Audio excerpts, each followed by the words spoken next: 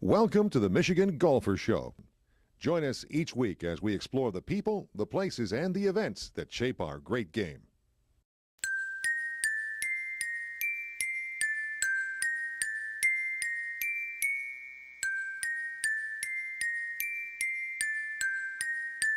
Hi, I'm Jack Berry here at the golf show in beautiful village of Novi with Jeff Lesson, the man from 97.1 The Ticket, WWJ, and All Things Considered. Parts unknown. Let me tell you something. Parts unknown. Let me tell you something. I fell in love with the game of golf partly due to this guy. When I grew up, I always wanted to be this guy. Of course, no one could ever be another Jack Berry, let's be honest. But he used to do this book called Grading the Courses. Two editions, right? Right. Didn't make any money. Well, that's because I didn't buy enough. But I bought one, and we all, his commentary was classic on it. And that was when I learned, what was that, in the 80s you put that out? Yeah. And then I really learned that we have the best courses available to the public and the private clubs of anywhere in the country at the best prices, right here in Michigan. Absolutely. I learned from this guy. Well, we were talking with Charlie Scott earlier, and he's saying how much traffic they get from Chicago over there in the Gull Lakeview courses over between Battle Creek and Kalamazoo, right? Yeah. And the prices are right in Michigan. I mean, they're not, suburban Chicago courses are way up, and now they're getting all frou-frou in Wisconsin at Whistler and Sure. Aaron Hills, and now Sandy whatever, and they're all high-dollar courses. Exactly. Well, Jackie, you and I have talked about this for years, and I travel a lot for golf, just like you have over the years, and it always amazed me. You go to these warm weather destinations to play golf. You go to Arizona, you go to Nevada, California. You can't get on a quality of a Michigan upscale public course out there for less than $200. Correct. It's insane. Right. We have the best deals in the country right here in Michigan.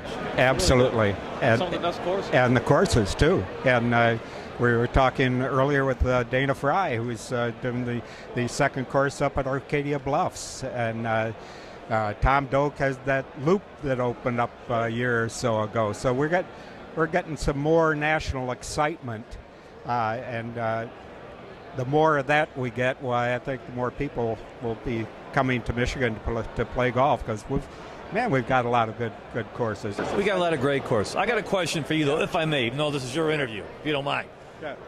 The growth of the game. I mean, have we leveled off? Are we starting to grow again and left to explore? Kids. And I think that they're doing it with the junior league. The PGA's junior league has been growing terrifically, and the pros are doing a great job, like Kevin McKinley up at Treetops and the other PGA pros. That and the drive, chip, and putt, and which Billy Payne, who was a long-time head man at Augusta and just retired, I think that he was probably a big factor in putting that program together and getting those people their championship at Augusta on the Sunday before the Masters and on television. And I think that has been terrific in getting kids the game. Now, I got an idea which might not jive with what you think, and I think we're beginning to see it, especially in the private club level. Relaxing some of the old rules, some of the old traditions of the game, which I think, let's face it, some people still view golf as a stuffy old game, and they're never going to change.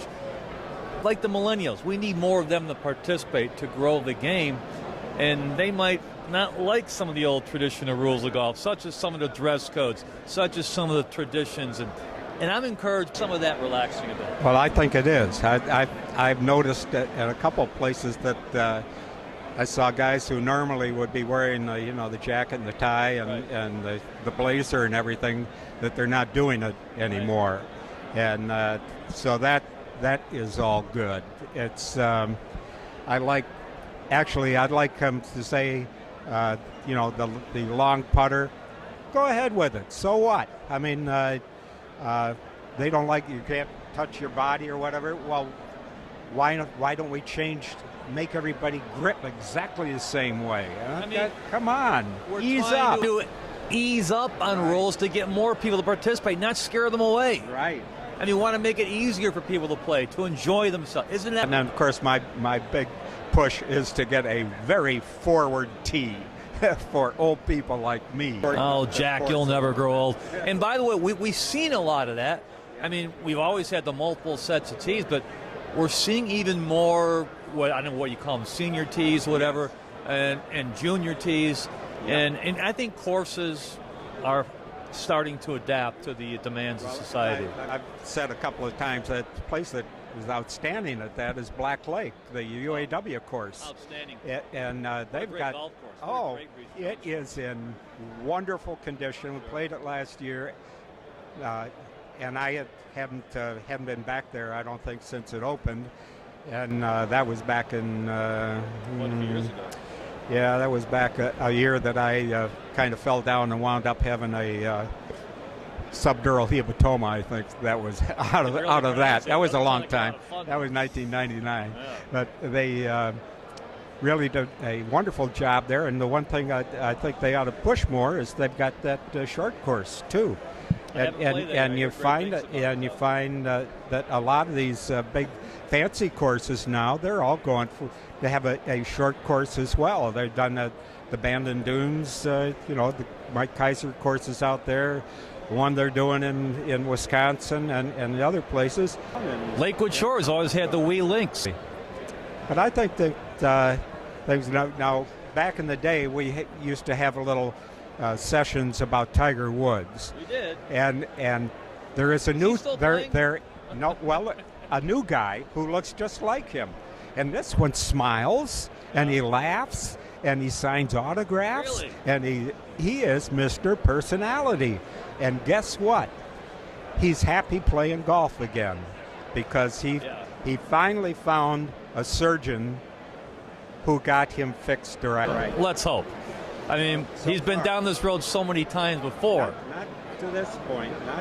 Not to the point where he started playing well again, which is good to see. But in terms of his health, I mean, I'll be more encouraged if he can last. Really, he's playing 4 tournaments in 5 weeks.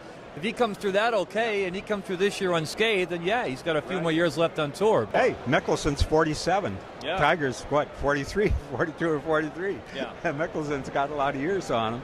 And he's had his problem, too, with his, back problem.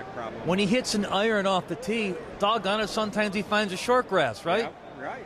And when he does that, especially in a course like Valspar, where they're playing this week down in Tampa, some tight tees. Yep. Going to be about the toughest course that they're going to play this year. One of the toughest. Yeah. Because it's tree lined and there's not a lot of water on it. And if he's hitting driver off every tee, guess what's going to happen? He wouldn't be in the lead. And he's not doing that. And he's playing smart. Like he did. I still don't think he'll win another major. But what might help him is Jordan Spieth. What happened to his game? And Rory McIlroy. Jordan Spieth, can he putt anymore? And Rory McIlroy, can he hit a green anymore? What is going on with these guys? Here it is in early March. Right.